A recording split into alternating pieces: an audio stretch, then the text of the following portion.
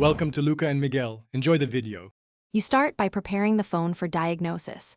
Power at least 20% helps so you can test without interruptions.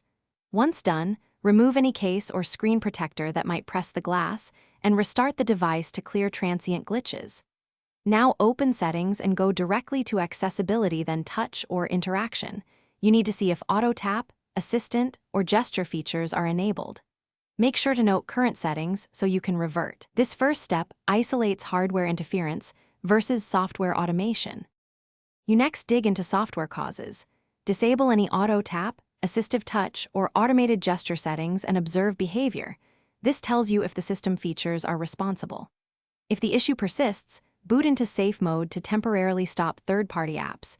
If auto clicks disappear, suspect a recent app. Then update the OS to the latest patch and uninstall any apps that requested accessibility permissions around the time the issue started. Make sure to restart between steps so changes fully apply and you can retest.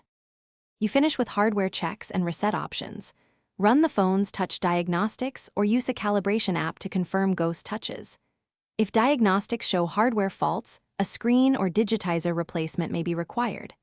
Before a factory reset, backup photos and contacts, then perform the reset. This removes stubborn software configs. If problems continue after reset, make sure to try a different screen or seek professional repair. Importantly, if the device works with an external display or input, that confirms the touch assembly is at fault. Thanks for watching and please subscribe. It's the best investment you'll ever make.